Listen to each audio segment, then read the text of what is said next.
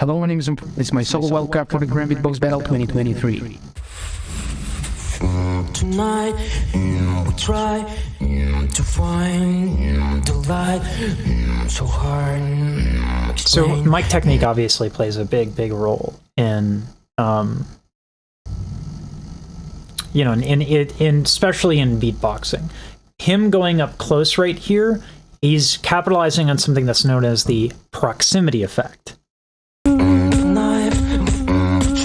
So as you were seeing there, so what you saw there is a spectrogram, right? So this axis is going to be frequencies. This is time, and the level of brightness that ends up happening in those blue lines, that denotes how loud those frequencies are in the proximity effect, right? Right. So when he's doing throat bass, right, you get more volume there. Find life hard explain hard explain.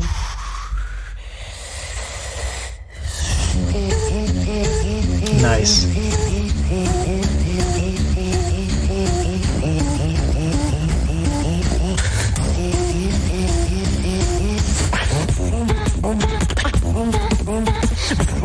So one of the things about double voice that ends up happening a lot is double voice. For those who are not aware, is what beatboxers call flipping in a falsetto and going back and forth.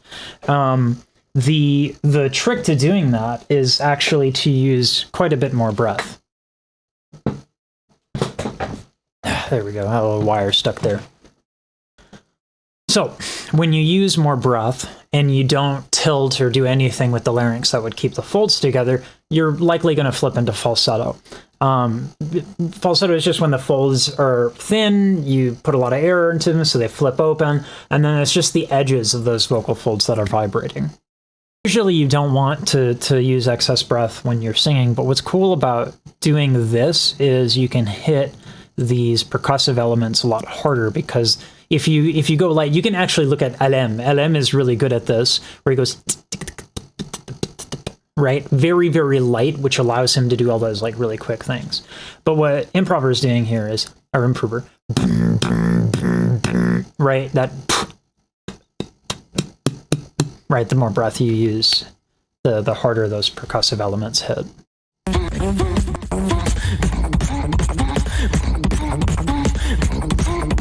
Sounds so nice. Oh! Oh! Okay. Oh my god. I don't even know what sound that is.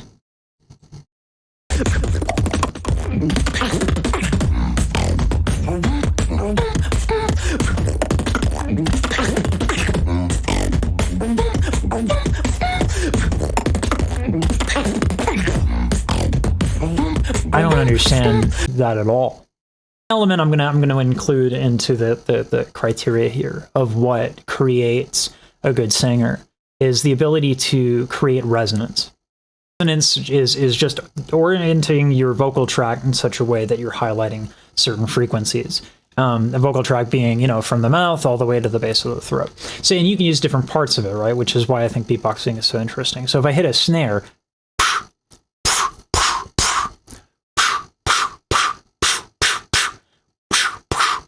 when I have my lips tighter together, the higher frequencies get played more. Right? And so the bigger the orifice, if you will, which it sounds really dirty, and I'm not trying to make it dirty, it just sounds dirty. So when you use your face hole, there we go, that's a bit more PG-13. When you use your face hole in that way, getting different resonance. And so every time he does a cluck or a different sound, right, he's orienting his vocal tract at like the speed of light. It's kind of nuts.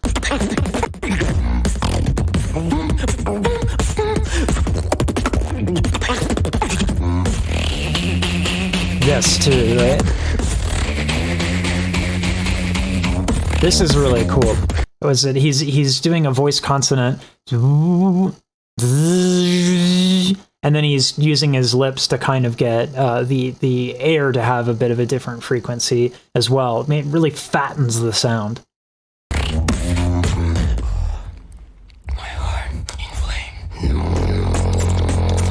Oh my god. Oh!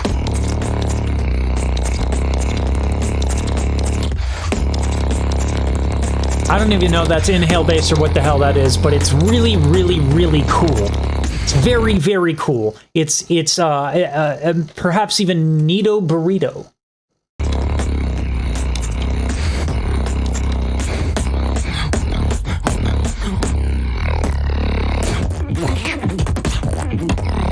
Oh my god! Oh my god, that's so good. Holy scheisse. Okay, so remember when I was talking about breath and hitting things lightly versus, you know, hitting things a lot harder? Whenever you're doing any sort of throat bass, and it seems to, if this is inhale bass, this seems the same principles apply. I'm going to be very careful about going loud because you're using what are called the vestibular folds, the false folds. Those are very like meaty muscles with a wider surface area so they can handle more damage, right? But it's not comfortable to do if you're using too much air.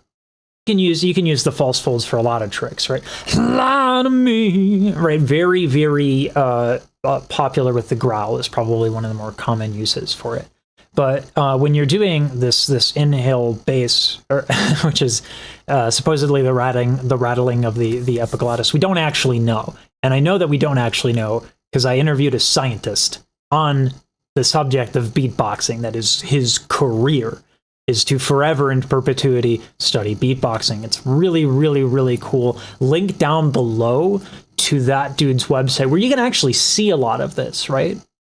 The theories that comes up with throat bass when he goes right, and chest bass and all that is that the vestibular folds are given an opportunity to rattle against the epiglottis, possibly that or the arytenoids. Again, we don't know, but in either case, you can't use too much air. I mean, you don't have to be an expert in beatboxing to know this. Just start exhaling and then close your throat, right? There's a range of motion here. Once that throat is closed, try speaking to it, right? That's not comfortable, right? And that's kind of what's going on here. So he has to pull back on the percussive elements, and he does that.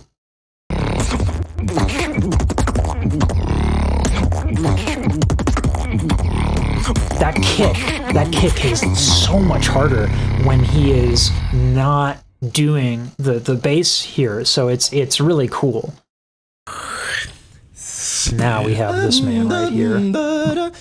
Like this react, please go see the one I just did on Gene Shinozaki. He is a legend, and I have to explain why. This guy is beyond good. So look for that video.